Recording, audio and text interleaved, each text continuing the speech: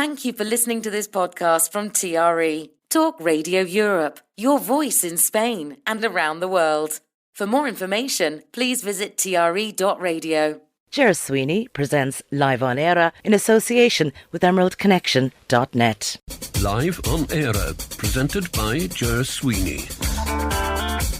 Well, good evening and welcome to another edition of Live on Eire. It is the Irish programme, Wednesday evening, the 13th of December.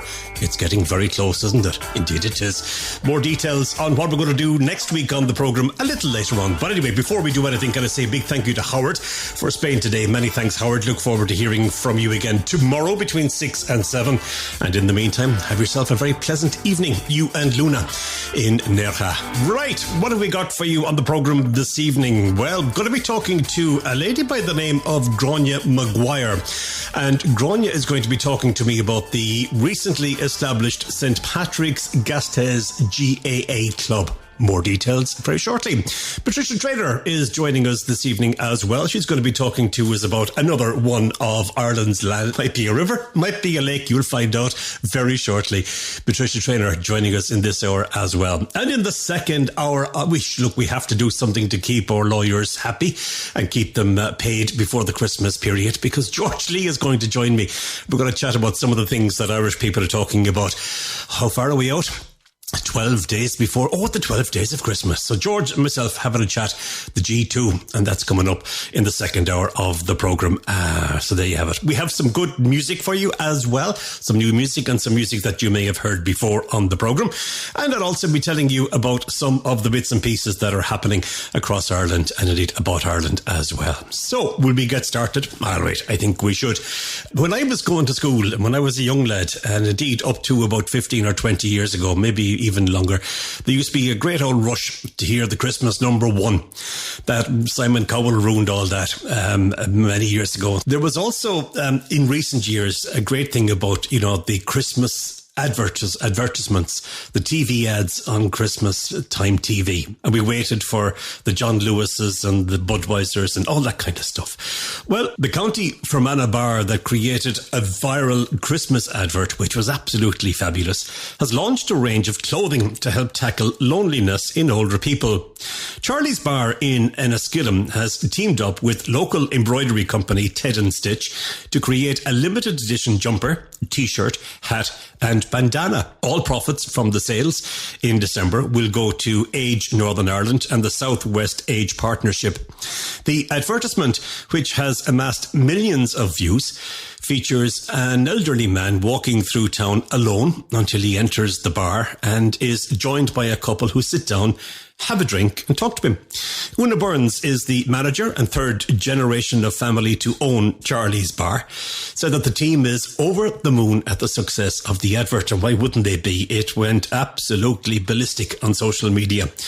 Una Burns said that they wanted to use their momentum on social media to help raise money for older people.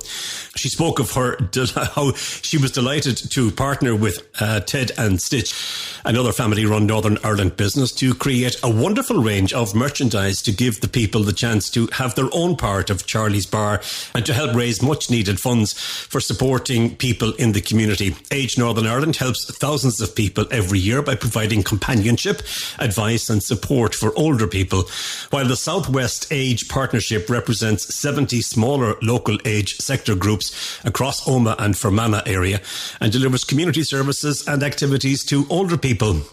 Almost 80,000 people over 65 live alone in Northern Ireland. 1 in 5 over 55s are experiencing high levels of loneliness and anxiety about heating their homes and having enough money. Age Northern Ireland's Siobhan Casey says that Charlie's Bar, the video message is simple and demonstrates just how small gestures can touch people's hearts. She said that each year, Age Northern Ireland asks people to look out for their older family, friends and neighbours, particularly during winter. An extra meal, a trip to the shops, de-icing driveways, taking out bins or a quick chat can make a huge difference, she says. Indeed. And well done to everybody at Charlie's Bar for a wonderful video and a wonderful initiative with this clothing line. I'm afraid I don't have any good news for motorists because tolls on 10 routes around the country, including the M50 and the Dublin Tunnel, are set to increase in the new year. From the 1st of January, most car tolls are increasing by 20% per journey and heavy goods vehicles tolls by 30 to 50% per journey. On the M1, M7, M8, N6, N25 at Waterford and the N18 Limerick Tunnel, the toll for cars is up 20 cent to 2.30. On the M3, it's up 10 cent to 1.70, and on the M4, there's a 20 cent increase for cars to 3.40. That is expensive. Tolls for the Dublin Tunnel are to increase by €2 for cars at peak times, with Transport Infrastructure Ireland saying that the move is aimed at preserving capacity for heavy goods vehicles accessing Dublin Port.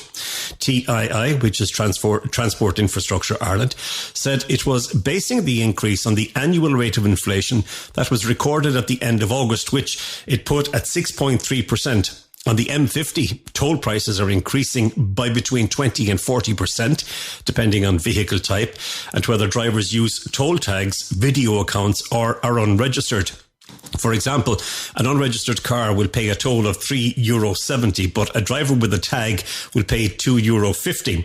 It will be the second increase in tolls in less than 12 months after toll charges on most of the country's national road networks were increased in July of this year. Reacting to news of the toll increase, the president of the Road Haulage Association said that hauliers will now have to pay nearly €7 per journey, which is far too expensive. He said that for safety, truck drivers are asked to use motorways, but it's too dear. €7 per truck on some trucks would pass through multiple tolls in a day, and this will force hauliers to avoid the tolls as much as possible, he said. As I said, it wasn't good news. But if you're a retailer, well, there might be a little bit of good news for you, because retailers are predicting an increase in household spending in the run-up to Christmas, despite the cost of living pressures and the difficult economic backdrop for many. Retail Ireland, the IBEC group representing the sector, is expecting that an average, each household in Ireland will spend €1,019 more during December compared to other months of the year. That represents an increase of 5% on what it anticipated the spend would be this time last year, bringing the total additional outlay by households during December to €1.1 billion more than in other months in 2023. Arnold Dillon is the Director of Retail Ireland, and he said that Christmas is falling at a good time for retail, with a full week's trading and weekend before Christmas Day. Businesses are optimistic that this will translate into positive trading figures.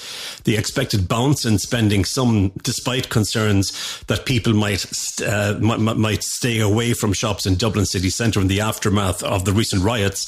Mr. Dillon went on to say that while footfall in parts of Dublin suffered due to the disturbances last month, numbers are recovering and there is a positive outlook for the run-up to Christmas. Nationwide, retailers are reporting footfall up on last year, and in some areas significantly up, which is magic news. However, retailers are also reporting that shoppers are cautious, with concerns remaining around the cost of living as inflation continues to fall from its peak. As a result, many shoppers are looking for value or focusing on a smaller number of larger purchases, Retail Ireland says. Now, despite these factors, consumer sentiment has improved over recent months, with shoppers determined to get the full Christmas experience. He added, Mr. Dillon added that notably the recent cold spell has seen a significant increase in the sale of winter clothing. The run into Christmas is typically the most important time of the year for most retailers, with some making up to 40% of their annual turnover in that period. This year it is all the more important because it comes at the end of what was another difficult year for the sector. Inflationary factors mean that people will be spending more to maintain the same level of purchases as last year. Thankfully, Mr. Dillon said, inflation is now firmly on a downward trajectory. That's good news. And this, he said, should support a further improvement in sentiment as we move into 2024. All good news, as I say. Right, I think we'll take some music now at this time of the evening. What do you think? Maura O'Connell is a lady that we have talked about on a number of occasions on the programme. We've played her on numerous occasions as well. She's got together with some friends, Declan O'Rourke and Danny Larkin. And do you remember the old Nancy Griffith hit, From a Distance? Well, they re-recorded that and put a fabulous little touch to it. And all of the proceeds from the sale of this are going to Doctors Without Frontiers. And I thought it would be nice to take a listen to it this evening. So let's do that right now.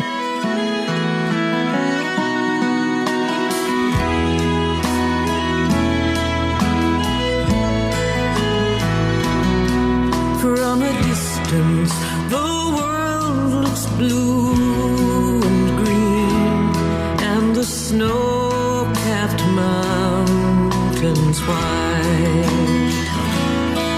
From a distance, the ocean meets the stream, and the eagle takes to flight. From a distance, there is harmony, and it echoes through every land. It's the voice of hope, it's the voice of peace, it's the voice of everyone.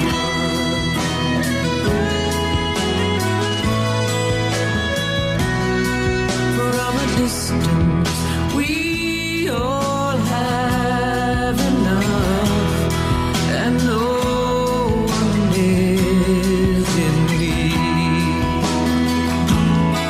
There are no guns, no bombs, and no diseases, no hungry mouths to feed. From a distance, we are instruments marching in a common band, playing songs of hope, playing songs of peace.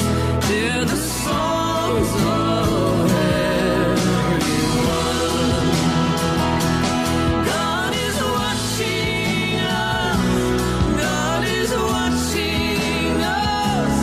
God is watching us from a distance.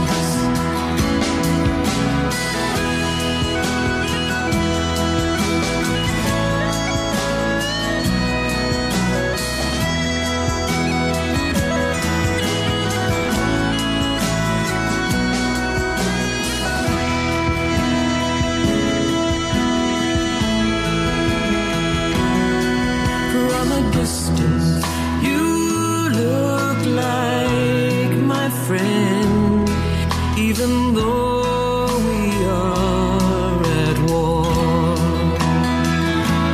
From a distance, I can't comprehend what all this war is for.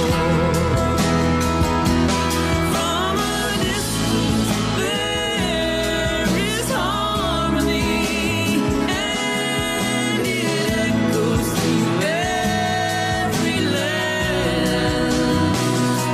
It's the hope of hopes, it's the love of loves, it's the heart of everyone. It's the hope of hopes, it's the love of loves, it's the heart of everyone. God is watching us. God is watching us. God is watching us from a distance. Oh, God is watching us. God is watching us.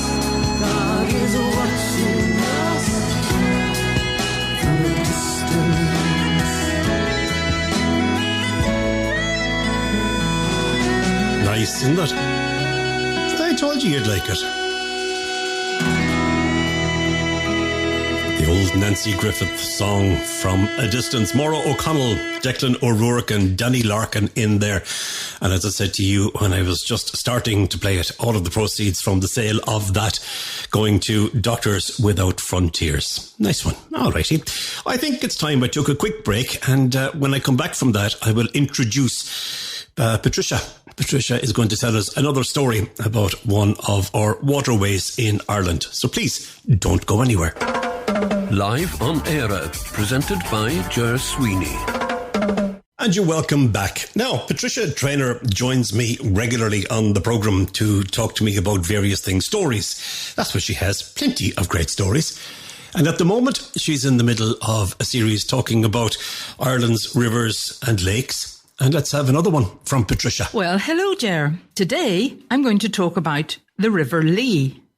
Now, the River Lee rises in the Sheehy Mountains on the western border of County Cork and flows into the Guggen Lake. The River Lee Valley was carved out many years ago in the last ice age by a glacier.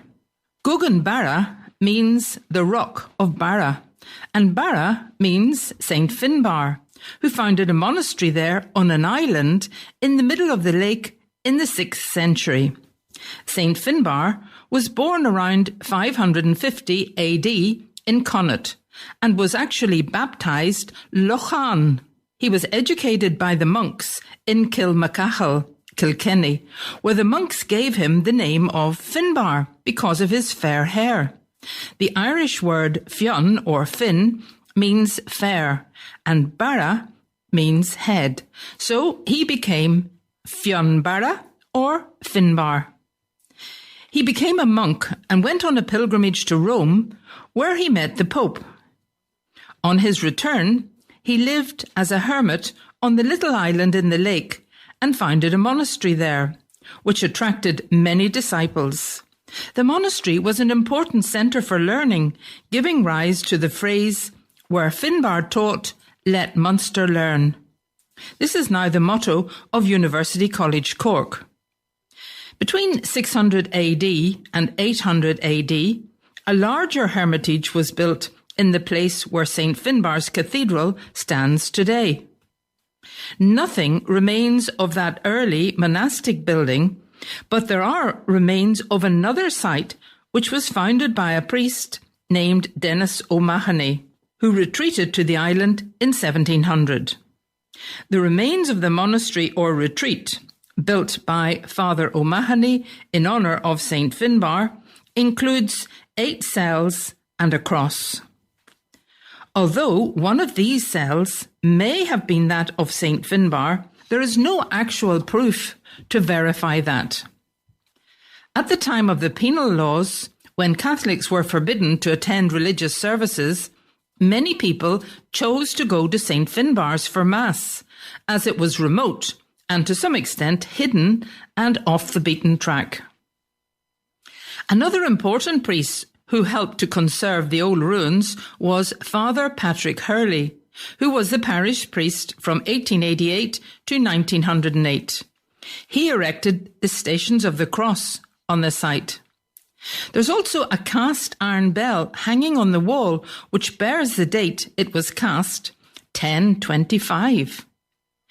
Father Hurley sought financial help from 2 Irish Americans to cover the cost of building a new chapel nearby and renovating the oratory on the island. St. Finbar's oratory became a place of peace and reconciliation. It was opened in 1901 and dedicated on the Feast of the Assumption, the 15th of August 1902. Among the crowds who attended the ceremony was the famous Padraig Pearse, who happened to be on a cycling tour of Ireland at the time. There is a plaque dedicated to Father Hurley for his work at making Guggen Barra a sacred place of worship. His grave lies within the old chapel ruins where Finbar and his monks worked and prayed. St. Finbar died in 623. He is the patron saint of Cork, and his feast day is the 25th of September. Every year there is a pilgrimage to celebrate the anniversary of the dedication of St. Finbarr's Oratory, Guggenbarra. The beauty and the location of St. Finbarr's Oratory makes it a popular place for weddings. But in case you're thinking of booking it, I should warn you there is a year-long waiting list. The River Lee is a silent witness to all that has happened in Guggenbarra in those early times. Today, the river flows into the Celtic Sea at Cork Harbour, where it splits into two for a short while, thus creating a small island. But where does the name Lee come from? Well, surprisingly, according to the famous legend of the Milesians who came to Ireland from Spain and who conquered the famous tribe called the Tuatha De Danann, the land around Munster and Cork was given to Lee, the son of Eire. Eire was the man who saw the distant land of Ireland from his tower in Spain and who decided to set forth to look for it. He took with him a number of sailors, and after several days they arrived in Ireland. They were enchanted by the island and couldn't understand why the chiefs who lived there were at war with one another. Eire saw the island as a paradise, with a sea full of fish, the bushes full of berries and bees and honey. Eire urged the chiefs to make peace with one another, saying there was plenty for everyone. The chiefs were surprised by the enthusiasm of the stranger and began to think that perhaps he was even too keen about the island. So they decided to kill him. When the Milesians found the dead body of Eire, they were distraught and decided to return immediately to Spain.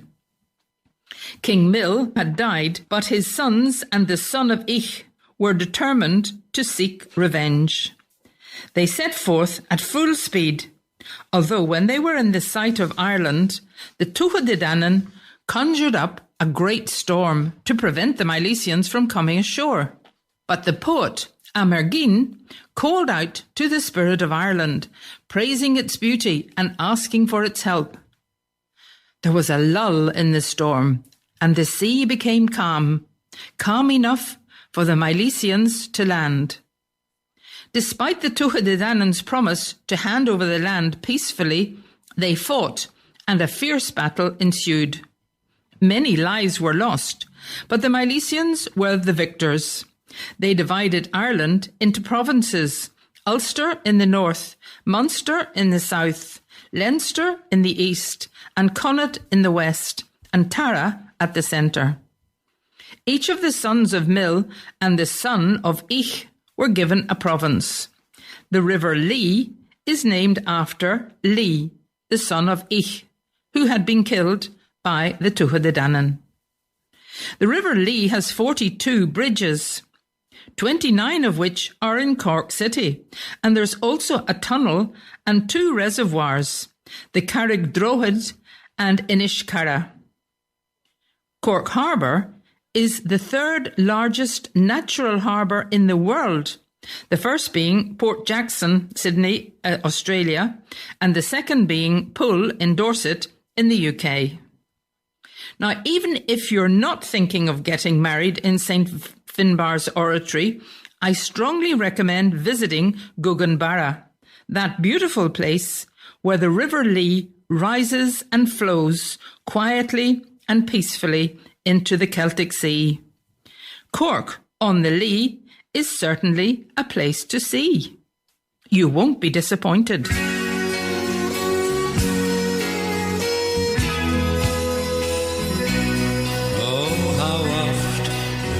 Thoughts in a fancy take flight to the home of my childhood, away to the days when each patriot's vision seemed bright, ere I dreamed that those joys should decay, when my heart was as light as the wine winds that blow down the Maddai through Shalom Tree, where we sported and played, 'neath its green leafy shade, on the banks of my own lovely Lee. Where we sported and played, 'neath its green leafy shade, on the banks of my own lovely Lee.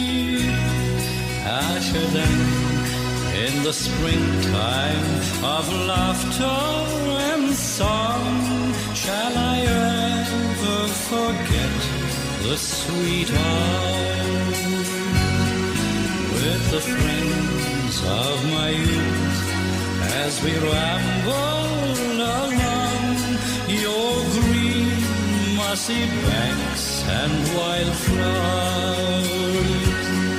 There too, when the evening sun sinking to rest sheds a golden light over the sea, the maid with her lover, the wild daisies pressed on the banks of my own lovely Lee. The maid with her lover, the wild daisies pressed on the banks of my own lovely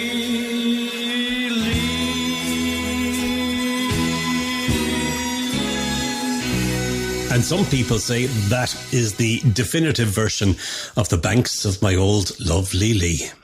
Sung there by the late Joe Lynch. Thanks to Patricia for the story on The Banks of My Own Lovely Lee, or well, just on the River Lee. Brilliant as always. Thanks a million, Patricia. And don't forget, if you'd like to catch up with the over 120 stories that Patricia has told us over the last couple of years, they're all available on one podcast. If you search for Patricia Traynor, Trainor is how you spell her name. And we call the series Stories of Ireland and the Irish. You'll find them all there, and good luck to you with it, all right? She'll be back with us next week. She has a Christmas story for us, taking a break from the waterways and the lakes and things. So a Christmas story next week. Looking forward to that. Now, here's a story that you have probably heard about over the last couple of days, but you mightn't have heard the Irish angle on it.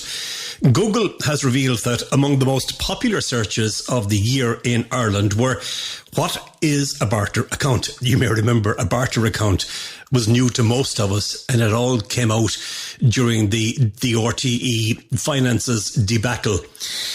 So that's it. And what's a barter account? And we all know now what a barter account is. If you didn't, you can add to the list of people who were Googling it in 2023. The Rugby World Cup and Oppenheimer were also up there. The annual Google year in search results shows the Rugby World Cup was in top spot when it comes to sports searches, followed by the Women's Football World Cup. Oppenheimer, which I haven't seen yet, topped the most researched movies list, with Barbie in second place. Won't be seeing that. I did see the third place though, Banshees of Inisherin. The Last of Us was the most searched TV programme of the year. I haven't seen that. And other shows that got people searching were Welcome to Wrexham and The White Lotus and Kin. Kin is the only one of those that I have actually seen. Irish television also featured on the most searched people's list, with Ryan Tubridy in fourth position and Patrick Keelty in seventh position. The most Googled people of the year were Russell Brand, Hugh Edwards and Philip Schofield, as you probably know already. In the what is the category of searches? Well, what is botulism? Was in the first place, really, followed by what is a barter account? Grant. ChatGPT topped the list of tech searches. Viking toast was the most Googled recipe, and how to claim rent tax credit was the most searched question of the year in Ireland. Coldplay, Sam Smith and Taylor Swift were the most Googled music artists of the year. In a year where many Irish music stars passed away, Sinead O'Connor topped the losses search category, with Shane McGowan and Christy Dignam also featuring among top searches. Right, so let's do a very quick break. Come back to me after that, and we're going to be meeting another guest on the programme. We're going to be going a little bit north, so I hope you'll stay with me to take a listen to what Gráinne Maguire has to tell us about St Patrick's Gaste's GAA, recently formed. Don't go anywhere. Live on Eire, presented by Ger Sweeney. We are going to the Basque country, and we're going to a place called Vitoria-Gasteiz. And I'm going to talk right now to Gráinne Maguire about St Patrick's Gaste's GAA, which is brand new. Gráinne, you're very welcome to the programme. How are you? Oh, okay, not too bad. Nice to speak to you, Ger. Good, and I know, indeed, anybody that has just heard you say that will know you're from Northern Ireland. I know because I asked you and you said you're from County Fermanagh originally. So how long are you living in Vitoria-Gasteiz?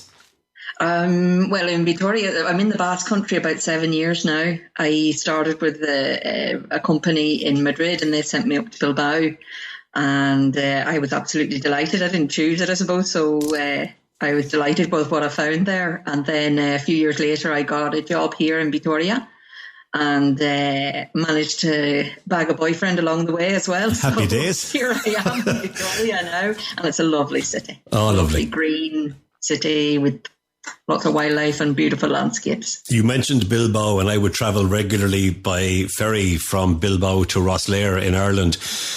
Santander is where the boat will be going from over the next couple of months, so I'd be familiar. And I generally, if I'm travelling alone, I'll do the journey in one go. But if myself and my partner Siobhan are travelling together, then we'll break it up. But it's lovely to see how the landscape changes as you drive through the country, and you go to Madrid, and then you go to maybe Burgos, and you get it, you know, and up along the road. And it's nice to see how green it can be in places. So it's lovely to hear you talking about, we're crying out for rain in the south of Spain at the moment. Have you got plenty of it there? We do. It didn't stop raining all day yesterday. The clouds seem to be dispersing a bit now this morning, but yesterday was just a write-off. I was working though, so I didn't mind. You didn't mind. In a nice warm office. Happy days. But you're right about it's incredible how even if you fly from the north to the south, you can see it changing as well, even from above. But even like you said, on a train, in the car, it's incredible how arid it gets the further south you go. But I'm delighted to be up here with the green, a wee bit of home, really. I remember about 2 years ago now, I think it'll be 2 years, let's say in January, we came back on the ferry and we hit Bilbao, and we had snow, we had rain, we had fog, we had sunshine, we had cloud, we had all four seasons in the 1,000 kilometres that we drove on that particular day. It was incredible, absolutely incredible. Well, that's just a typical day in the Basque Country. There you go, and Ireland, I suppose you could say at times. You're from County Fermanagh. Whereabouts in County Fermanagh? I'm from, I'm out in the sticks. I'm originally from the sticks. The closest village will probably be Rosslare, Lisnaskea, that direction, so quite close to the Monaghan border. Oh, lovely. Okay. And that's where I grew up, and that's where this accent comes from. But I've had the luck or the opportunity, I suppose, to travel quite a bit. And I've somehow ended up here, and I'm quite happy settled here at the moment. Happy days. Let's talk about St Patrick's Gaste's GAA then. When was it set up, and who set it up? So Vitoria is, I suppose, a smaller city. Most people would head for Bilbao, but here in Vitoria we do have a few Irish people. They're here and there. They're hidden about the place. So a couple of them, Niall and Fianna. Niall's from Dublin, Fianna's from Wicklow, and they got together and they decided they were going to try and form a GAA club here because Bilbao already had founded one. I don't know if it was the year before or a couple of years before, and they seemed to be going very well.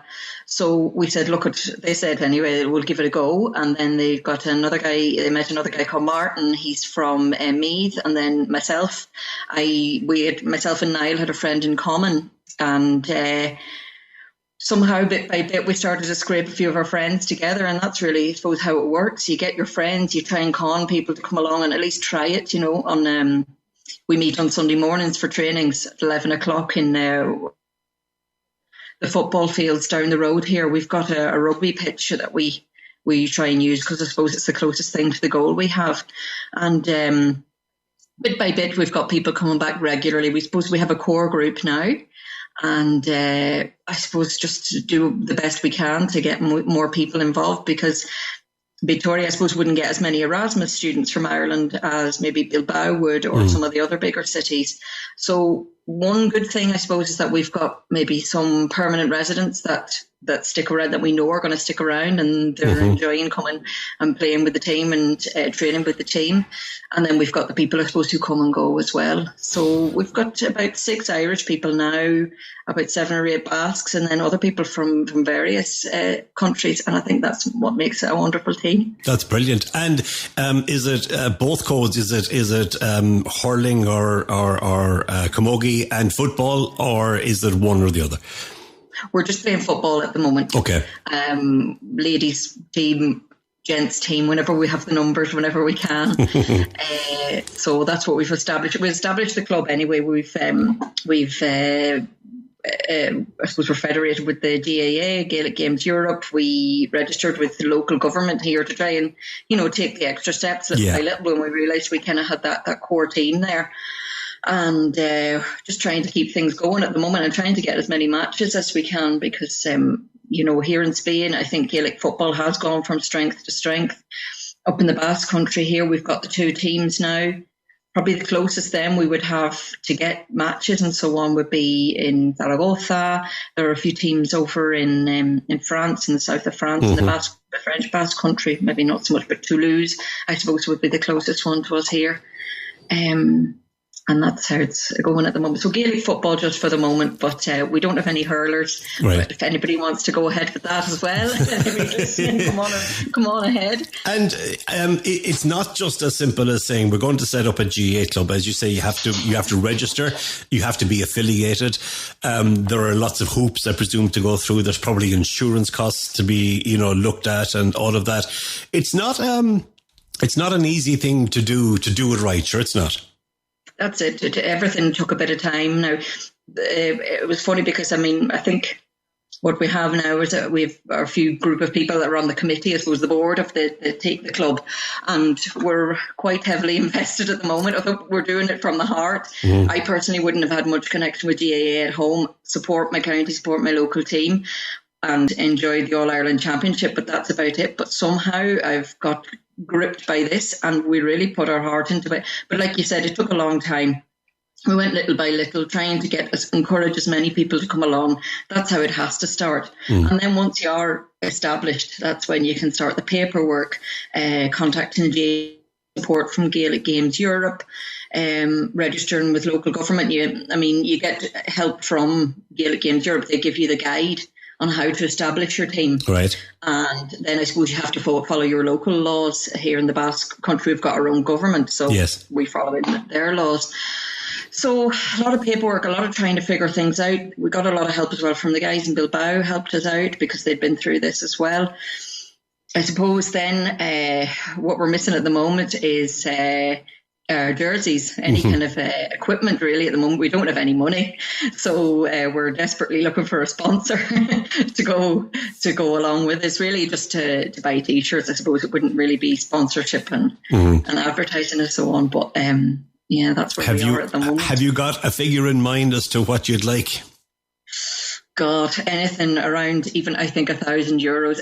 It sounds like a lot. That's not just to get the t-shirts and shorts and things like that. I suppose we need to. We have a support obviously from the GAA, but we are missing things like, I suppose, a net and cones, those sorts of things for training, and just to be. I think we've established ourselves as a club now. We're registered, we're small, we're trying our best to keep things going. But even just, it might sound silly, but just to have that jersey there with the crest on it and GAA, to feel like you've really cemented it, I think that would be really something. All right, well, let's use the time that we have on the radio to make an appeal to maybe businesses that might be listening, that might be interested in, they might have a spare €1,000 at the end of the year. So what can you give to a sponsor in return for that? That's the thing. We'd do the best we can. We're quite, we do our best on social media, and we would provide any support we could in that way, tagging with photographs and so on. What we tried previously was with restaurants and bars here. Obviously, we can in person support that business, but really anything at all that we can do to support the name, to support the brand on social media, online. We're hoping anyway that this will be our first year participating in official tournaments. in Iberia, first of all. Okay. And then, you never know, in Europe later on. And if that brand can appear on our T-shirts, and we'll make sure that features on social media wherever we can. I mean, that's hopefully what we could provide as support anyway. It's not easy trying to squeeze money out of hard strapped. And I mean, in fairness, when you think about, the cost of living and the cost of doing business nowadays, everybody is hard strapped, but you never know. There might be somebody with a few bob in the drawer. Exactly. I mean, anybody who wants to support us. I mean, I did hear that Ed Sheeran, what team was it? He sponsored a while back with his tour sponsored, was it Leicester or was it Ipswich? Really? And I just thought to myself, maybe some Spanish superstar or Irish superstar just wants to buy us our jerseys. If anybody is listening, we'd accept that. Most great. All right. Speaking of that, how does one contact you if they wanted to contact you? Have you a website and social media? You said social media, so I presume you've it all set up already, have you? Yeah. So we're on Twitter, Facebook and Instagram. I suppose Instagram would be the best way, or we have our email as well. So on Instagram, we're St. Patrick's Gastace, and our email is gastace, GAA, that's GASTEIZGAA, @gmail.com. Great. Do the boys play the girls then, because the numbers are restricted at the minute, or are they mixed teams? We're all training together at the moment, but we had a tournament just last month, the end of last month, with it was just something we organised ourselves, and we invited the Bilbao team and the guys from Zaragoza GAA. So it was Bilbao Gales, Zaragoza GAA and St. Patrick's Gastace, and we did play separately, ladies and guys, and that was kind of the first time because, like you said, we normally train any matches, any friendlies we've had previously. We played mixed teams because we didn't have the numbers, but this time we were able to field the teams, so that was really interesting. I think it gave everybody a little bit of hunger and a bit more hunger as well to improve. Have you plans to work your way into schools and try and get a couple of young people kicking a football and that? Oh, that would be wonderful if we can. I think we won't rule anything out, really. Like, we'd always love to do that. I know some of the guys who are English teachers would try and incorporate that into their lessons and so on, but that's something we've toyed about with in some of our meetings. We talked about things like this as well before. Even this year, what we're hoping to do is next year rather, St. Patrick's Day. We haven't discussed it or cemented anything yet, but we think it would be lovely to do an event, even if it's a friendly match with Bilbao Gales. Lovely. And maybe do, just introduce some other bits of the Irish culture into that, maybe at half time or afterwards, and get kids involved there. That would be fantastic. It would be lovely. There are so many possibilities that you can, that you could consider. And the fact that you are all athletes, you have the energy to do it. You're all young as well, relatively young as well. So there's plenty of younger than others. Yeah, but that's okay too. That's all right. But it does go back to needing a couple of shillings, doesn't it? Yes, it does. It's unfortunate that it comes down to that. And like you were saying before, so many businesses are cash strapped. It's completely the wrong time to be asking for sponsorship from anyone, or any kind of investment. But to be honest, we take any kind of help we can get, really, just to get those T-shirts. Oh, absolutely. Who settled on the name St. Patrick's, or how did the name come about? First of all, the official flag of Álava, this province where Vitoria-Gasteiz is a white background with a red cross. And that's St. Patrick's Cross as well. It's very, very similar to St. Patrick's Cross. And the second part, I suppose, is that Fiona, who's actually our trainer as well, she's been playing Gaelic football all her life. Her father had just recently passed away, and his name was Patrick. And then, of course, the obvious connection, St. Patrick is one of our patron saints in Ireland. So why not call the team St. Patrick? So it all came together. If I'm not mistaken, one of the guys is a fan of St. Pat's. Oh, really? Yeah. All righty. And you said back home that you supported your county team, you supported your local team, but you didn't play yourself, did you? Never. Really? Never. To be honest, the first day I was looking around me going, what am I doing here at all? And I'd said at the very start, I'll come along. And actually the wife of Niall's wife as well, she's Basque, and she was the same. She says, we'll come along, we'll help establish the team.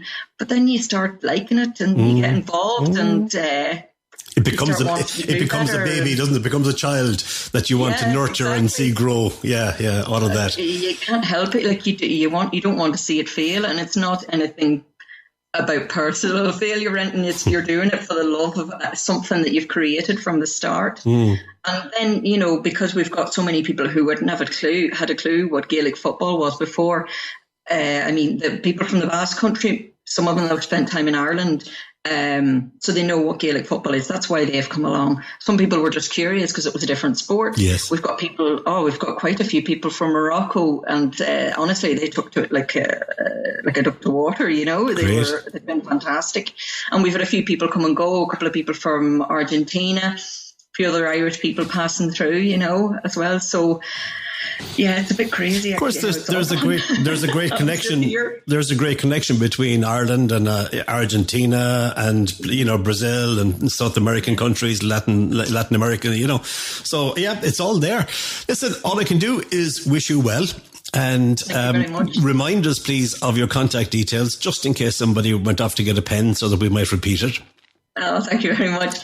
So they can contact us probably easiest on Instagram, where our handle is St. Patrick's Gastace, GAA. I don't know, it's just St. Patrick's Gastace. And address is gastace, GAA, @gmail.com. That's GASTEIZ, GAA @gmail.com. And we would be delighted to hear from anyone. And anyone who wants to join us, anyone who wants to come along, try the sport in Gastace, always welcome. We train on Sunday mornings around about 11 o'clock, 11:15, at the Lacqua 03 grounds just opposite the hospital. All righty. Listen, I wish you well with the Grania. You have my contact details. Please feel free to let me know if you're organising fundraisers, if you're organising a tournament, if you're doing something for St. Patrick's Day. It doesn't matter what it is. Let me know and I'll give it a mention for you. All right? Lovely. Thanks very much, Ger. Pleasure to talk to you, and good luck with St. Patrick's. Yes. And thanks a million for talking to me today, Grania. All right. Take care. Bye now. Live on Eire, presented by Ger Sweeney. Now, I did mention to you at the start of the programme that I would give you a sample of what's coming up next week on the programme. It's the last one before Christmas. If you were listening to me last year and the year before, I played A Burren Christmas. It's a PJ Curtis composition. He wrote it. It was narrated by our late friend Pat Costello. There was other people involved, which we'll tell you all about next week. But I'm going to play that again. It's absolutely gorgeous. It's a fabulous story. And I get great reaction to it every year. So that's going to be on the programme. Patricia, as I mentioned earlier, when we heard her story, she's going to be back with us. She's going to give us another story, a Christmas story. And I'm going to be talking as well to the Irish ambassador to Spain. It's kind of tradition on the programme at Christmas time, and that's in around St. Patrick's Day, that we have a chat with the Irish ambassador. So I'm going to be talking to Ambassador Frank Smith on the programme next week. There's a couple of other things that I have to finalise. There'll be a little bit of Irish Christmas music in there as well. And if you want me to add anything to it, well, sure, please do let me know. You can send an email to myself directly at Ger, G-E-R, @TRE.radio. Now, I've one more piece of music to go before we go to the news at the top of the hour. But before we do that, can I just mention something that happened in sport over the weekend? I want to say congratulations to Daniel Whiffen. He has won his third gold at the European Short Course Championships in style on Sunday evening, setting a new 800 metres freestyle short course world record in the process. The 22-year-old from Maharaline finished in 7 minutes 20.46, beating Grant Hackett's 15-year-old mark by almost 3 seconds. That's a lot, isn't it? Hackett had first set the record in August of 2001. Wait till you hear this. 2 weeks after Whiffen was born. Isn't that incredible? On the final day of action in Romania, Whiffen added the 800 metres title to the 1500 metres and 400 metre freestyle crowns that he secured earlier in the championships. Well done. There was a lot of praise for him over Sunday evening and into Monday on that, and I just thought it was worthy of a mention. Well done.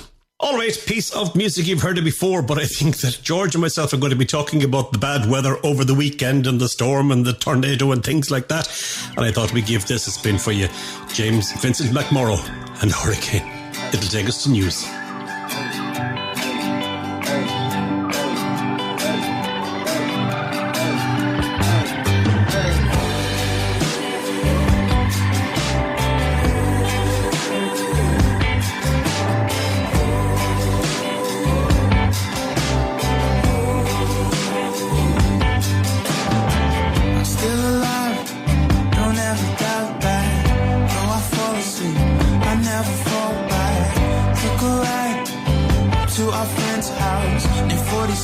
street. They had burned it down. She started running like a hurricane. Next thing I know, we're at the fast train, the one that never works. The second it starts raining. If you're bored, you should stay now before the sky turns gray and we're left underground. We'll have to dig a tunnel to escape. Oh, my love just started running like a hurricane. We'll wake you up in the middle of the night, make you laugh, make you cry, make you think about your whole life. Nobody here's got that magic anymore. Got lines, I got jokes, I got time enough to tell it all. I think it's alright, I think it's okay. You make my heart beat like a hurricane, like a hurricane. We hit the coast, sun it goes down. Thinking of the dead, they never stick around. No parade, there's no crowd out. It's just these neon signs, paper thrown around. Make it hard as hell to navigate. But then you say that all we need is car suspension, a little money, off attention, someone to live for, maybe someone to mention. How we look so much better when night it turns gold. While the light is here, we celebrate. Oh, my love, you got me running like a hurricane. We'll wake you up in the middle of the night, make you laugh, make you cry, make you think about your whole life. Nobody here's got that magic anymore. I got lines, I got jokes, I got time enough to tell it all. I think it's alright, I think it's okay. You make my heart beat like a hurricane. Now everybody's feeling angry, and I remember feeling the same way. All around the geese fell slowly, and all the clocks they started changing shape. You love me, it's okay. You make my heart beat like a hurricane.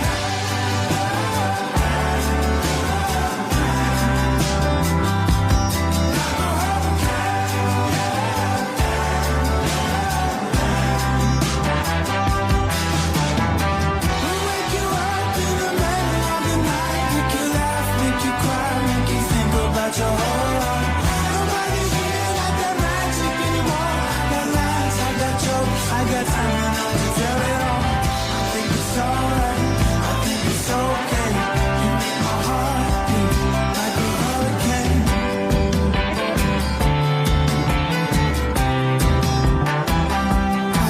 Like a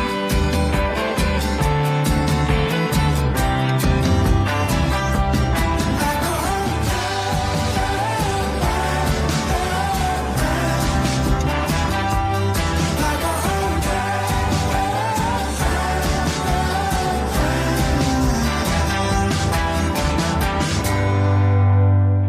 Talk Radio Europe. Your voice in Spain. Live on Eire, presented by Ger Sweeney. And you're welcome back to the programme. Thank you for staying with me. We have an hour down and an hour to go. Looking forward to chatting with George Lee. We'll be having our G2 summit, talking about some of the things that people in Ireland are talking about. Certainly, as I said to you before the news when I was playing Vincent McMorrow, or James Vincent McMorrow, that we'll be talking about the bad weather over the past weekend and the tornado in Leitrim and things like that. But there'll be other bits and pieces in there as well. So looking forward to that. Now, the cost of employing somebody to do the work performed by a stay-at-home parent would be around €54,500 per year. That's according to a new study. The research is from life insurance and pension provider Royal London, Ireland, and shows the estimated stay-at-home salary is up from $53,480 last year.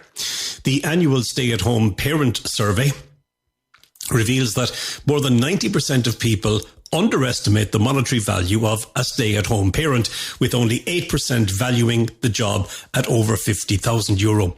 The survey of 1,000 adults estimated the potential salary of a stay-at-home parent at an average of €30,547 this year, an increase of 2,087 or 7.3% compared to last year. The study found that women are more likely to accurately estimate the value of stay-at-home parent duties. In Census 2022, 272,318 people in Ireland recorded their principal economic status as looking after the home or family, 90% of whom were women. Census data also shows an increase in stay-at-home fathers and a fall in stay-at-home mothers. Karen O'Flaherty is Senior Propositions Executive of Royal London, Ireland, and she said that each year the survey asks the same question, and each year they have found that most people underestimate the likely salary of a stay-at-home mum or dad. While the role of the stay-at-home parent is often described as priceless, it is interesting to see how some people can misconceive the role of a stay-at-home parent and the financial costs, she said. As part of the research, Royal London, Ireland examined the typical everyday duties carried out by a stay-at-home parent and researched the cost of employing somebody to do these jobs using live wage data. That's interesting, isn't it? Yeah, I know a number of people who have opted to do that and are very happy in their role doing it as well. You will always hear at this time of the year, particularly the difficulty that people have on nights out trying to get home, because taxis are at a premium, obviously. And if you're not in an urban setting like Dublin and Cork and maybe Limerick and Galway, although to a lesser extent, the public service or the public transport service is not as good as it would be and or it should be. So there's always problems around that. And I see that a number of organisations in the tourism, hospitality and enterprise sectors have formed a coalition to seek action to address what they claim is the ongoing impact of a shortage of taxis around the country. The group claims that the problem is affecting Irish firms, the economy in local areas and members of the public. Now, the coalition includes the Restaurant Association of Ireland, the Vintners Federation of Ireland, Licensed Vintners Association, Irish Tourism Industry Confederation, Bolt and Uber. Pat Crotty is the CEO of the Vintners Association, and he says that across the entire country, the lack of taxis is impacting publicans who find it almost impossible to get customers home. He said many of his members are forced to operate an informal taxi service, particularly in rural areas, but this is not a sustainable position. Compounding the issue is the association's consumer research, which reveals that people are avoiding nights out because of the hassle with taxis late at night. The group claims a range of surveys carried out by its members and others this year have consistently found that the availability of taxis in cities, towns and rural areas is a problem. The group has written to the Taoiseach and Minister for Transport seeking an acknowledgement of the problem and the issues and the issue that it's causing, and calling for action to increase taxi supply. Elena Fitzgerald-Kane is chair of the Irish Tourism Federation, and she says that all transport modes, including taxis, are important to international tourists to the country for both city visits and the regions. Increasing the taxi supply so that vehicles are readily available is important, she says. The coalition says some action has been taken by the National Transport Authority, including the extension of the maximum taxi age and the rise in fares, but it also says this has not resulted in an increase in availability of taxis, especially at peak times or in rural areas.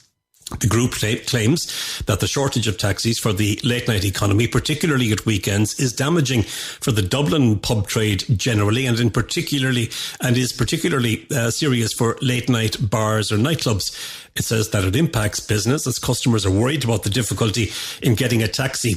Customers are leaving pubs and late bars earlier than they would like to be sure of getting a taxi, and it ruins customers' nights out if there are huge delays in getting a taxi home. You've also got the safety aspect, I suppose, to consider in all of that.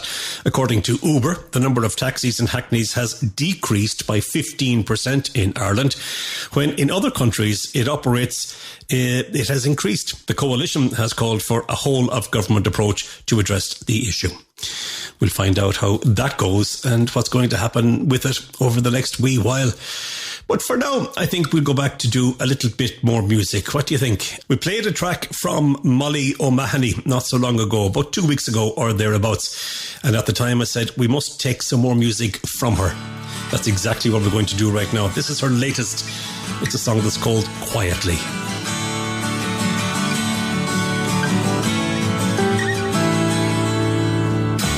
Folly can distract from what's right before your eyes.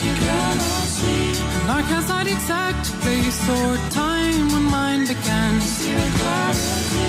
hit me with a thump, I was punch drunk. Caught up in your hold, so emboldened and composed. The thrill of attraction proved a distraction from what was only down the line. The crunch only pending while I was spending all of my energy and my time. Could not foresee the possibility. This was much more than some fleeting state. Though I'm not inclined to think planets align, can't deny this resembles fate. Oh yeah. You raise no noisy rabble crowd, no proclamation read aloud. Stuck no flagpole in the ground, but you had me from the start. You made no creak upon my stair, no telltale sign that you've been there. So quietly stole my heart. You stole it so quietly. You stole it so quietly.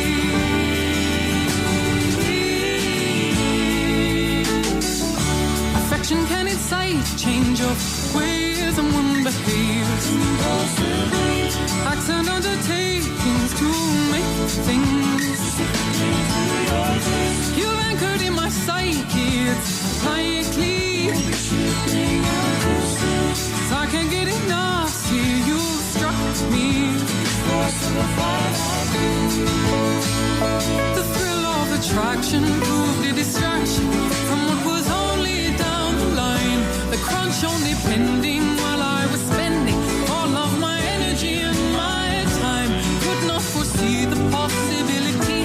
This was much more than some fleeting state. Though I'm not inclined to think planets align, can't deny this resembles fate. Oh yeah.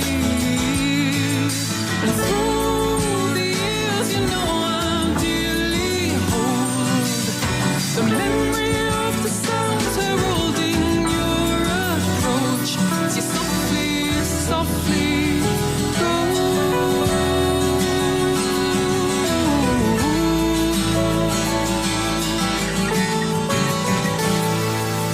You raise no noisy rabble crowd, no proclamation read aloud. You stuck no flagpole in the ground, but you had me from the start. You made no creak upon my stair, no telltale sign that you'd been there. Just quietly stole my heart, yeah. My heart, yeah.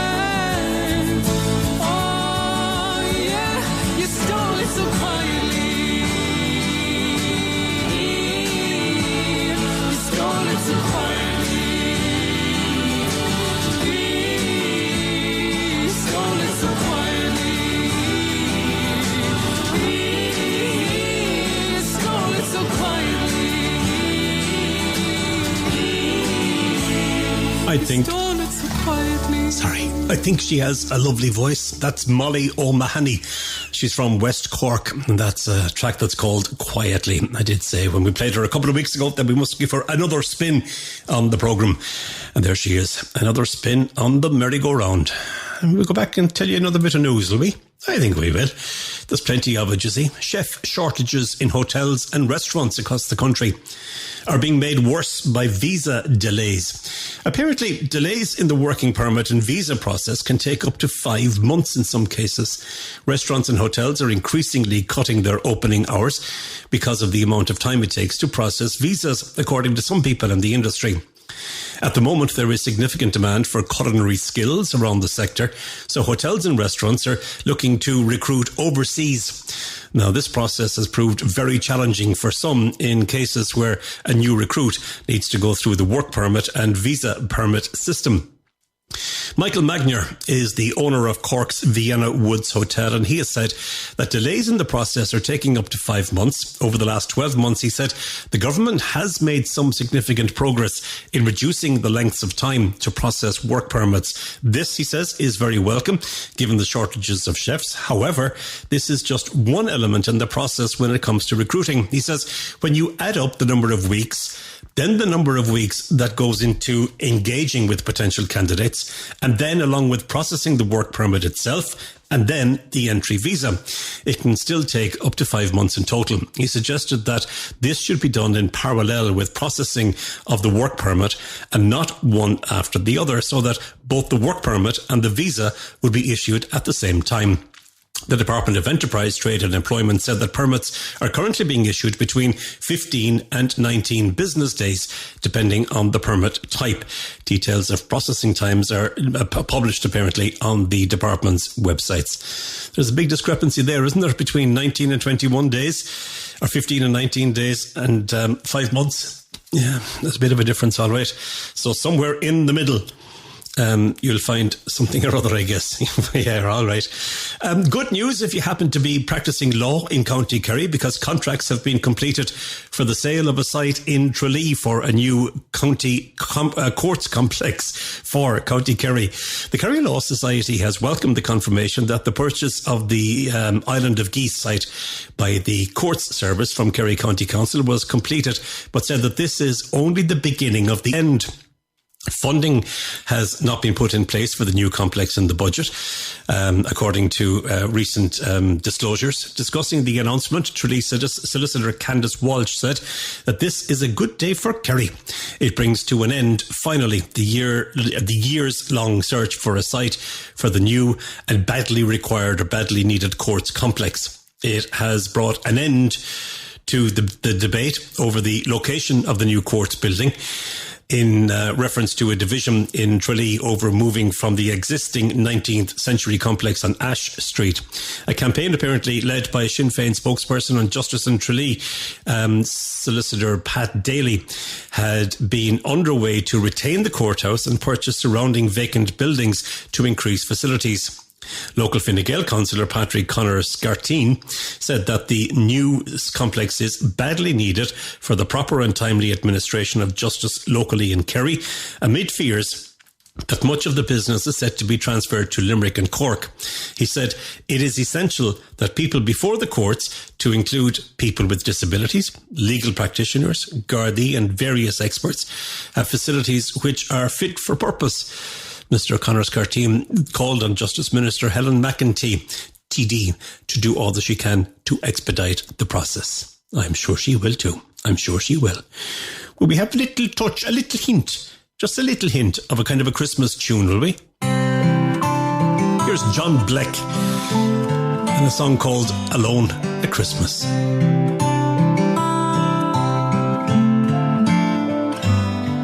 Leave a light on for your lover. Let the bending branches bow. Need the weight of all that spirit that weighs us down somehow.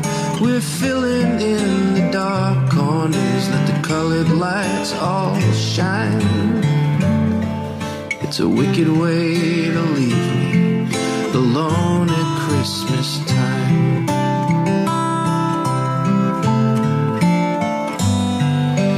Tinsel on the TV, pine needles on the floor. Thought I swept them all away, but I keep finding more. We should be dancing round the kitchen without reason or rhyme. It's It's a wicked way to leave me alone at Christmas time. Hark now, hear the drunkards sing fairy tales and three wise kings. The midnight choir is out of tune. They rang the bell, bus closing soon.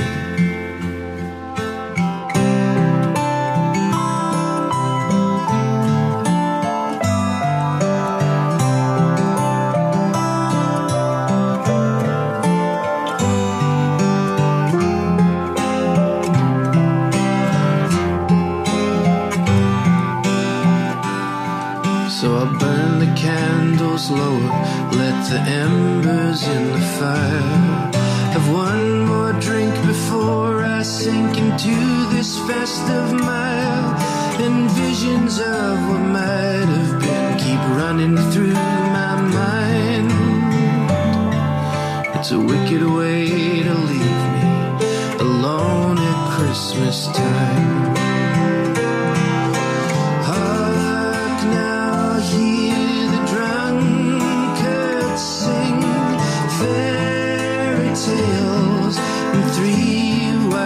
Kings, the midnight choir is out of tune.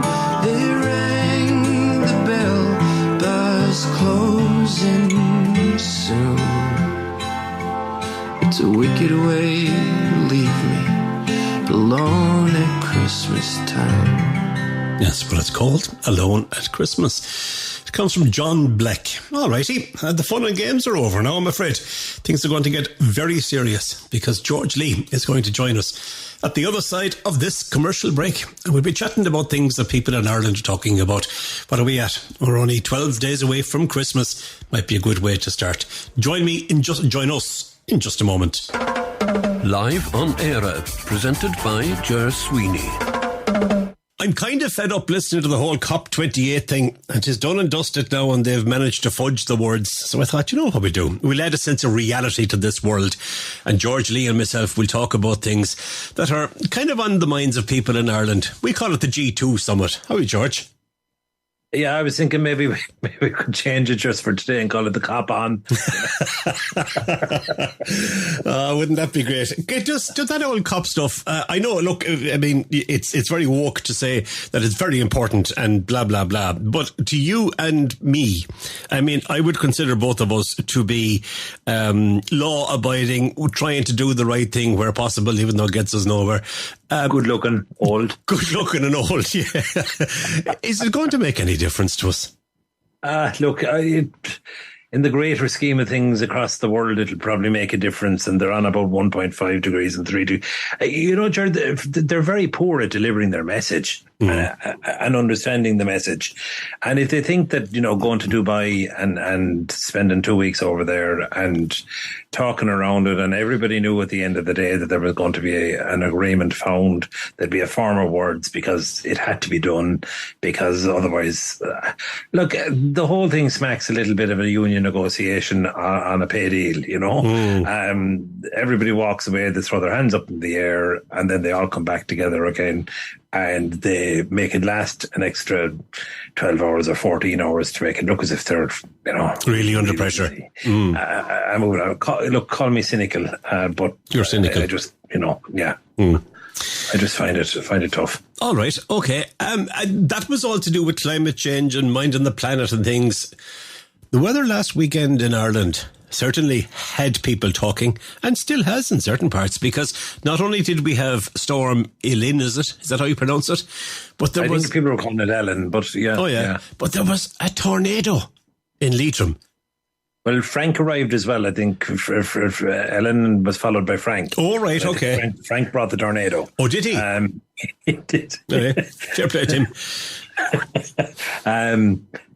Yeah, and look, actually, the two things aren't disconnected, Ger. Obviously, you know, on a global scale, what they were talking about in COP leads to what probably happens in the North Atlantic. That I mean, we're now up to F in Frank, which is what is it? Is that six? That's 6 letters in? A, B, C, and D, we're still E, only F, in G. the middle of December. C. So it has been quite a busy storm season so far here in Ireland.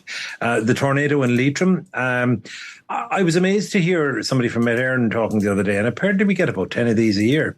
But they happen generally over water, or over arable fields or whatever it is, and very rarely. I think it's 35 years since one actually happened over an urban area.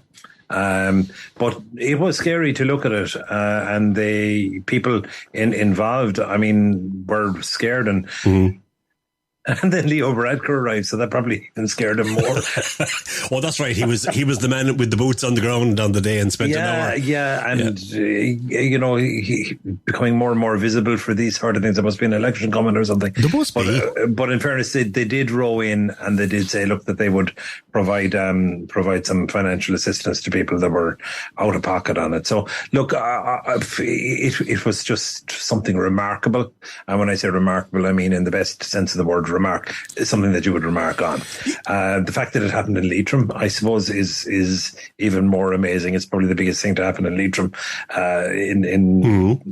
in 500 years. But and that's not taking away from Leitrim. It's a gorgeous little county. And in fact, I spent a bit of time there myself over the last couple of months out on Dromahare and those areas. But it's a lovely part of the world up there. But look, tornado in Leitrim, it's probably remarkable is the word. It makes sense when you say that, about 35 years ago, there was one over, populated areas. And of course, 35 years ago, there was no social media. What made this exciting was the fact that we had it within minutes of it happening because people had it on their phones.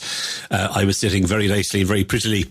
Not that I'm pretty, in Spain in high temperatures. And the next thing I get this thing about a tornado in Leitrim. And I thought, wow, there's a contrast for you. Actually, talking of climate change and weather and things like that, as you know, I only came home from Spain last night, and yesterday afternoon, somebody remarked to me at the airport that with the temperatures on the Costa del Sol yesterday between 25 and 28 degrees Celsius, is that yesterday was the hottest 12th of December since records began on the Costa del Sol. Imagine temperatures like that on the 12th of December. And amazingly, as you know, when I was over there at the end of July, it was incredibly warm in Nerja. And the day we went to Granada, I think I remarked on this to you that I have a photograph of it, 47 degrees on the street in the plaza there. We went up to the Alhambra, and to be perfectly honest with you, I have a very, very vague memory of the Alhambra, apart from trying to find a bit of shade somewhere and drinking water. It was just horrendous. So yeah, look, I mean, there is something to this climate change. We had the wettest July, the wettest September on record. The driest June. There's a lot going on now. Whether that's within meteorological norms or not, or whether this is all being caused by it, who knows, Ger? But certainly we're not helping. It's just very interesting times, I think. Yeah. All right. Do you know the way people would say, oh, did you see such a thing on Netflix? Or did you see such a thing on Discovery? Or did you see such a thing on Disney Plus or something like that? And people would often be wondering how people can afford to have, so many television channels. But it turns out that a lot of people have these, what do they call them, dodgy boxes, or they have the Fire Sticks and things like that. And I see that a man was given a suspended sentence for selling dodgy boxes only recently. And they're really starting to clamp down on these, aren't they? They are. And I mean, I'm thinking back, Ger, to the early 1980s, even in Limerick. And, when cable TV came in first, it started as a deflector system, if you remember correctly, that some guy put up a thing above on top of the mountain and he was able to pick up the BBC. Yeah. And after that, there was only a specific type of aerial could pick it up. That's right. And he went around then all these states selling the aerial that could put it up. And look, out of that, I suppose, grew, the cable TV systems that we have now, which in the main are owned here, and particularly in Limerick, by Virgin Media. You and I both worked in the unlicensed radio sector back in the day as well, here in Ireland, the pirate radio sector. And out of that grew the local commercial radio stations that we have, this is probably something a little bit different because, you know, all of these channels are there. Particularly, I think the sports side of things is what's attracting people to these dodgy boxes. Look, as long as there is a subscription and a paywall, somebody's going to try to figure out a way around it. I suppose where it is seen to be a victimless crime, people will try to get away with it. Yeah. But I suppose nothing is victimless because, you know, if copyright hasn't been paid on things, ultimately, you know, the actors, the distribution companies, the people that are involved. Now, I can also remember going back to the time when you and I were on radio initially, that you were playing records. There was a little thing, a cassette, if you remember, down in the bottom, the right-hand corner of the back of the sleeve, with the pirate's hat on it, and it said "Home taping is killing music." And that's right. That's right. That? Yes. Because, and in fairness, we all did it. You know, a friend would get an album that you want to hear. Did you? And you'd take it home and you'd put it on and you'd tape it onto the tape. And that was the way. So this is probably a great grandson of that sort of thing. But the problem here is that you know, a lot of these systems are being run by people who are not too savoury, and they're connected to organised crime. Therein lies a lot of the problems. And of course, as I said, jobs are at stake as well. I've often had conversations about this because the bars and the pubs of Ireland were big on those pirated systems years ago, and then they started sending inspectors around. And that pretty much is gone now. You know, all of the bars, they pay very heavily for the sport content and the other content that they get for their TVs and the pubs. But, you know, somebody once said, you know, the actors, you mentioned there, the actors and all of these, they all get paid anyway because there's so much money involved with it. And all that's happening really with these things is that Sky is making 1.2 billion a year instead of 1.1 billion a year. So it doesn't really matter. But I suppose when it comes down to it, if it's not right, it's not right. Yeah, I would take probably a different view to a level as well. And I mean, I would look at it from the consumer's point of view. And I definitely think that there's probably a level of regulation around the rights. And this goes down to buying rights for matches and all of that sort of stuff. The market has become so fragmented. Time was that if you went away and you got yourself a Sky subscription, you know, that you get to see the Premiership. Now, look, personally, I couldn't care less if they never saw a Premiership match. It's just not my ball of wax, you know. Give me a hurling match any day of the week. But again, that's beginning to happen in hurling now. It is. The GH Go transfer or controversies. But I suppose the difficulty now is that market has become so fragmented, and there's now 3 or 4 different companies who are buying up the rights to the Premiership matches. So no longer is the Sky subscription going to get you all the Manchester United matches or the Liverpool matches or, you know, Newcastle matches or whatever it is that you want to watch. And nowadays you have to have 3 or 4 different subscriptions. And that's very expensive. You know, I mean, people, I know people that are paying 180 quid a month for their TV subscriptions. Incredible. Madness. And more part of them if they can afford it. If there is a dodgy alternative to it where you pay, I don't know, whatever it is it 20 quid a month or whatever it is that these people pay. You know, people are going to, if they want to watch Manchester United, and particularly if they're kind of stuck for a couple of bob. And the market will dictate these things. All right. We'll stay with the telly. I think you and I were a little bit too old to be Bosco fans. And for anybody that's listening, Bosco was a little puppet run by the Lambert Puppet Theatre. Very well known and much loved puppet theatre based just outside Dublin. And Bosco was one of these children's entertainers, and he was brilliant. But as I said to you, you and I had kind of grown up a little bit, so we weren't real Bosco people.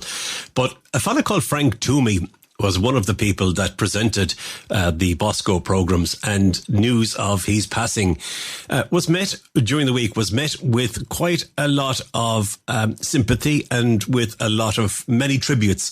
He was a great character, not just a Bosco presenter. There was a whole lot more to him. He was a great stage actor, and he was involved in a couple of films as well. And there have been many tributes to him. Seems like a nice fella. Yeah, Kim comes across as being a very, very nice guy, a real Cork character by the look of him, you know. And every city throws up these characters. You know, we have them here in Limerick, in the Tom and Pascals, and all of your own late dad, of course, Ger as well, who would have been very recognised in those circles over the years. But you know, this guy was very much a character in that ilk, would have been involved in pantomimes, would have been a thespian of the 80s school of acting, you know. It just seems like, you know, an honest, decent guy who was trying to make a living in a business that's flaky enough when you're trying to make a living out of it. And the Taoiseach Micheál Martin described him as a versatile and brilliant performer. Right. Of course, Micheál Martin would probably have known him quite well as Corkman. Yes. He said that he was very sorry to hear of Frank's passing. A proud Corkman, he brought joy to many across generations with his work on Bosco, on Bull Island, Nighthawk, and on stage. Renowned for his sharp wit and humour, a versatile and brilliant performer. That's a lovely tribute, in fairness, from the Taoiseach, the Taoiseach. I know he's Taoiseach. Yeah, what day is it? or as Oliver Callan would say, Cotish. Cotish, that's right. Yes, indeed. I thought it was worth mentioning him because a number of people, the different WhatsApp groups that we'd be in and that, but it came through on a number of different groups, and people were looking back fondly at his time on the telly and Bosco, and I suppose it brought everybody back to their own childhood as well. Yeah, and actually, when you mentioned it, a story came to mind for me, which was, of course, our generation would be more of a Wanderley wagon. Yes, again, we're back to the Lamberts. Yeah, and they would have cut their teeth on Wanderley wagon back in the day, and that would, looking back on some of the old episodes of that, there was somebody definitely tripping on something. This was a horse-drawn wagon that was flying through the air, and that's right. Back to Celtic mythology and a talking dog and talking crow in the clock, talking crows and talking sneaky dogs. Do you remember Sneaky Snake? The Sneaky Snake, but I always remember, and I was telling a priest friend of mine who was a Redemptorist. My parents had a great devotion to the novena here in Limerick, which was the Mother of Perpetual Succor novena. And as kids, we would all be brought to the novena on a Saturday. And depending on the shift that my father was working on a Saturday in CIE, most times we would wind up having to go to the 5 o'clock session of the novena. And of course, this was in the 1970s. And nobody had video recorders. There was no such thing as a way of taping anything. And I remember saying to a Redemptorist friend of mine that I blamed him for a major gap in my upbringing, because we were dragged along to the novena every Saturday and I never got to see Wanderley wagon. And when I went into the schoolyard on a Monday morning, I was seriously at a loss because I hadn't seen Wanderley wagon on Saturday. So anyway, that's my children's TV story for today. All right, Frank Toomey, or Yesterday go Reva on him. George, another thing that a lot of people have been celebrating, I suppose, in our own little, sure, anything for a celebration in Ireland, the Golden Globe nominations with Barry Keoghan, Cillian Murphy, Andrew Scott, all being nominated. And they're among, giants in the international scene. And it put me to thinking about, and I suppose, the ordinary man and woman on the street as well, thinking about how our actors and how our productions can stand up with the best of them across the world. And it's great to see. It is fantastic to watch it. And, you'd think, and the performances that they had here weren't just in Irish movies. They were in movies like Saltburn, Oppenheimer, which I only saw myself during the week, actually, and All of Us Strangers. They're the ones that they're nominated in. And look, I'm not a massive movie buff, but I nearly judge a movie by the fact that I don't fall asleep when I'm watching it. All right. And that's an age thing. Certainly Oppenheimer would be one of those that kind of grabs me. And it's a story I'm interested in. Yes. I suppose as well. The other one I'm actually looking forward to, and this is separate to the Golden Globe nominations, I'm really looking forward to seeing the new treatment of Willy Wonka. Are you? Yeah. Right. I would be interested in that. And another one I want to watch, and I don't know how far into it I'll get over Christmas, but I believe it has been critically, acclaimed, is the Barbie movie, because it's one that that seems to have grabbed people's attention, and there's a bit more going on in it than just Barbie, if you know what I mean. So I'm looking forward to that one as well. But we have arrived, Ger, very much on the international stage, and you throw in people like Saoirse Ronan and that into that as well. And then there's a whole host of actors that are on the next level, and you have the Colominis, you've all of these people that, I'm not saying Colomini's on the next level, yes. but all of these people as well. And, there's a massive, upswing, and this probably comes, it's probably a generational thing, maybe once in a generation, that you get all of these kind of actors coming together. You would have had the likes of Pierce Brosnan along the way, even going back to Dickie Harris. You had all of these guys that were there, but there never seemed to be a rash of, Maureen O'Hara, all these people. There never seemed to be a rash of Irish actors that have come and that are out of Ireland, which is the other thing, because you would have had a lot of American-born Irish people that would have been in the acting business. So yeah, look, it's lovely to see, and I suppose it keeps our interest in movies and that as well. But it's certainly Cillian Murphy's performance in Oppenheimer was superb. I haven't seen it yet. Looking forward. Of course, one name I'm going to put in there because I think he's fabulous is Gabriel Byrne. He really set the whole thing alight back in the late 80s when he went off and started doing movies. And again, came out of Glenroe initially, Exactly. All right. Well, listen, we can't do a pre-Christmas G2 summit, George, without talking about Christmas and the famous expression. There are two expressions that I particularly enjoy and get a kick out of it. Number one, are you set for Christmas? And number two, there's a grand old stretch in the evening. We'll be saying that now in about a month's time, hopefully. But are you set for the Christmas? Sure, are you ever set for the Christmas, Jerry? Bit of chocolate. I'm looking forward to the break. I have to say, I'm looking forward to just coming to a standstill. Sitting down, having a bit of turkey, the bit of ham, maybe meeting up with a few people, and then getting sick of the family after about 12 hours and before Christmas morning. Christmas has always been a kind of a mixed time for me, I suppose, over the years. For some strange reason, and it's just pure coincidence, I personally have had a lot of bereavements over Christmas in my own life. So I suppose it is always that little bit tinged with memories. And look, they're all good memories, I suppose, to a certain extent as well. But I would be very much a traditionalist. I suppose I like to go to mass on Christmas Eve and have the turkey and ham and make sure the rashers are on the turkey and maybe have a bit of mulled wine, fall asleep to a bit of mulled wine, and these are just the little things that you do. As the years have gone on, obviously, as the kids have got older and stuff like that, the emphasis goes on different things on Christmas Day, and afterwards. But yeah, look, Christmas it's a time, I suppose, just to kick back, relax, and draw a line under the year, and to move on then from there. So, am I set for Christmas? I'm as set as I'll ever be, Jerry. Yeah, look, if I could get the stove installed now, I'd be grand. Santa might bring you a plumber or whatever you need for it. Are you one of these shoppers that kind of starts in the start of December and gets his Christmas shopping organised, or do you leave it until Christmas Eve? Generally speaking, I'm told what's wanted, All right, okay, that's fine, yeah. Yeah, and then I'll kind of throw in a square ball somewhere along the line, and that gets me over the line. So yeah, look, I'm not a great Christmas shopper. I'm not a great shopper anyway, to be honest with you. My daughter would be laughing if she was listening to me now, because I kind of tend to say to her, what does Mem want, and does Memmy ask her, what does Daddy want? No, Daddy just generally gets a book or something, Yeah, lovely. Happy days.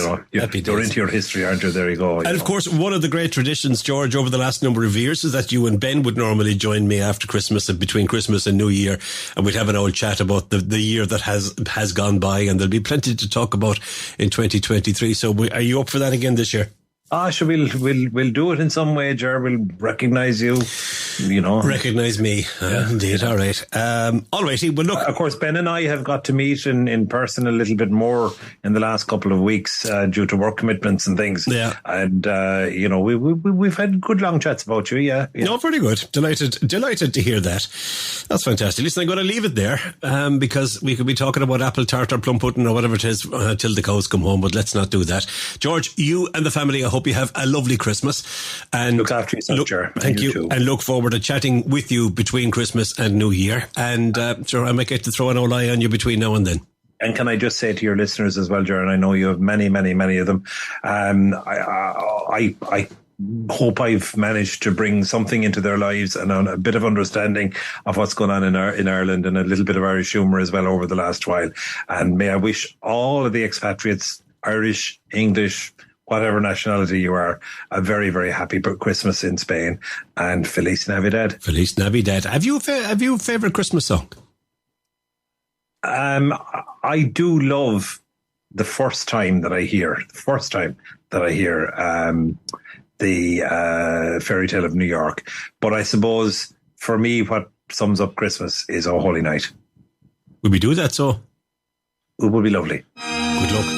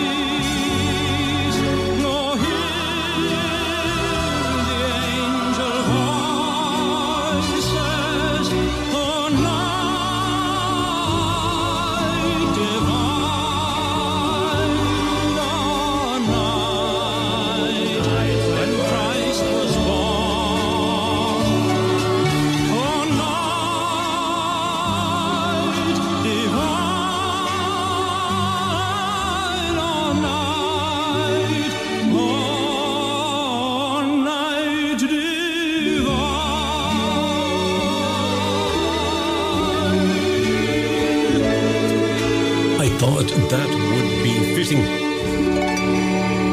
It is the fabulous voices, and that's exactly what I mean. The fabulous voices of Tommy Drennan from Limerick. And the first part of that is when Tommy was a boy soprano singing in the Redemptorist choir. And seeing as George mentioned the Redemptorists, I thought, there we go, we'll throw that in there. That was recorded on an old reel-to-reel tape back in the mid-1950s. And one of my late uncles, my Uncle Joe, he was in the choir when Tommy Drennan was out front as the boy soprano singing that particular song, Oh Holy Night. And then it drifted into latter years, I think 1970s. And Tommy was fronting various show bands, including the Monarch Show Band. And he re-recorded it and mixed the two together with the fabulous tenor voice that he has had for all those years. I hope Tommy's doing well. Haven't spoken to him, and we spoke to him on the programme a number of years ago about that particular track, and I must give him a shout over the Christmas and see how he's doing. Right, so what have I to tell you? Oh yes, the December Fisheries Council, at which next year's quotas for Irish fishers, I can't get used to calling fishermen fishers. It's the new PC thing. But anyway, for Irish fishers were due to be set. They concluded those meetings, or that meeting concluded in Brussels yesterday. The negotiations have been ongoing since Sunday, and ministers finally reached agreement yesterday morning on fishing opportunities for Irish and EU fishers for 2024. The outcome has been given a guarded welcome by the Killybegs Fishermen's Association, or organisation. Chief Executive Sean O'Donoghue. He says for pelagic stocks, the outcome was predominantly favourable, notwithstanding the 9% reduction in mackerel when the Brexit effect is taken into account. Ireland has secured a 23% increase in blue whiting, a 20% increase in boarfish, a 20% increase in northwest herring, and 17% increase in albacore tuna, and finally a 23% reduction in Atlanto Scandi herring. There's an increase in one of the key stocks, mackerel. And while it's wholly merited and overdue, Mr. O'Donoghue says it doesn't undo the woeful impact which Brexit has had on the Irish pelagic fisheries, with a hit of up to 25% on our bottom line on this stock alone. The campaign of burden sharing will, he says, continue with gusto, whereby all coastal member states share the pain of Brexit equally and proportionately. The CEO of the Irish South and East Fisheries Producers Organisation took a more mixed view. For whitefish in the Celtic Sea, it's poor. Haddock is down 31%, and the whiting TAC is down from nearly 4,000 tonnes to 1,300, said John Lynch.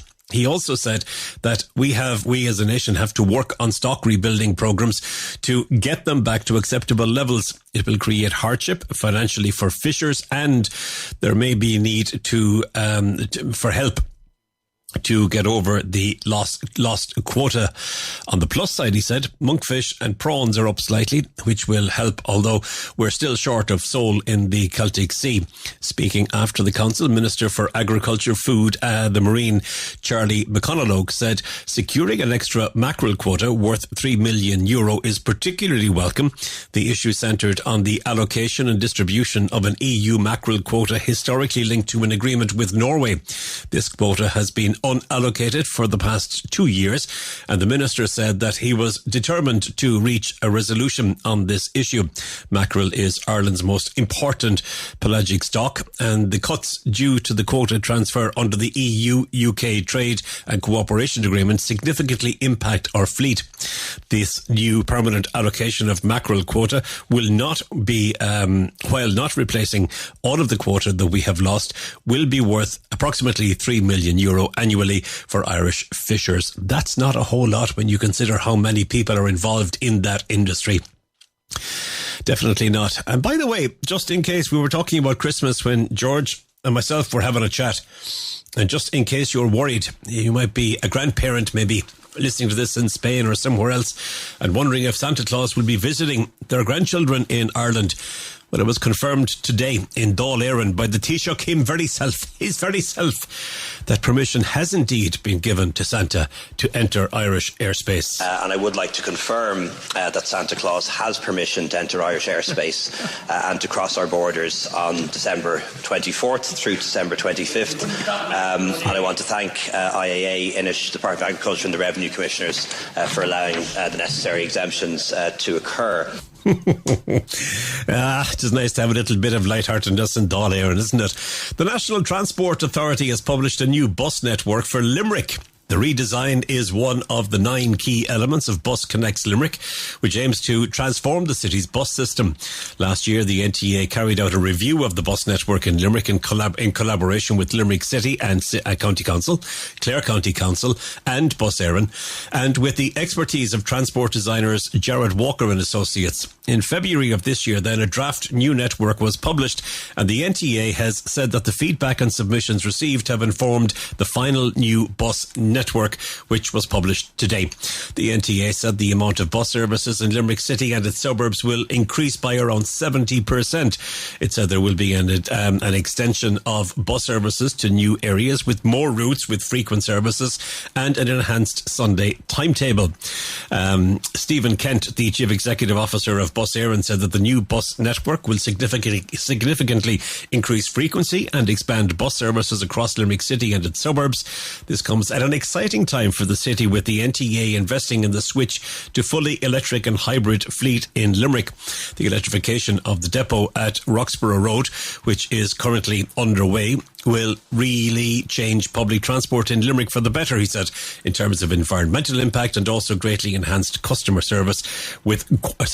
experience with quieter, smoother journeys. Well, that's nice. That's lovely. We have time for one more piece of music before I say goodbye to you. And I was listening to an interview with this man recently, and he has re-released it again. Yes, I said re-released it again. He said he's got to keep releasing it until it becomes a classic. Fair play to him. From Belfast, Brian Kennedy. There is nothing like a Christmas morning, children playing and the church bells ringing. I'm just staring at the decorations. There is nothing like a Christmas morning.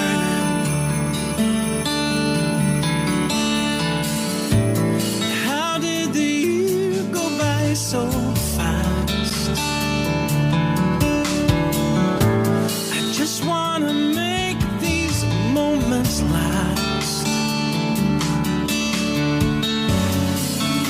Oh, I hear we're expecting snow, but sometimes you just never know. There is nothing like a Christmas morning, children playing and the church bells ringing. I'm just staring at the decorations. There is nothing like a Christmas morning. I can't wait to see your smiling face when I pick you up and take your case. Oh, tell me everything and we'll go and hear the choir sing. There is nothing like a Christmas morning, children playing and the church bells ringing. I'm just staring at the decorations. There is nothing like a Christmas morning.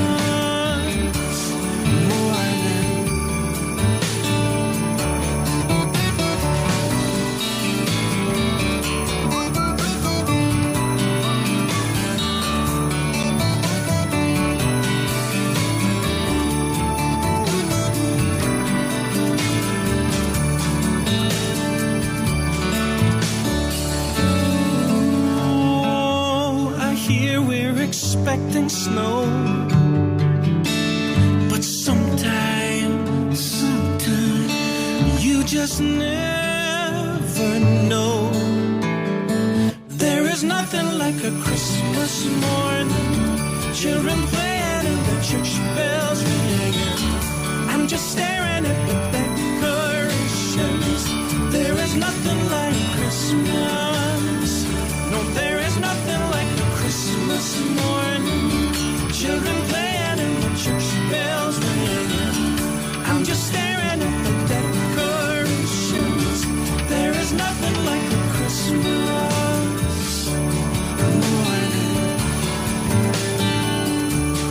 Christmas, Christmas morning.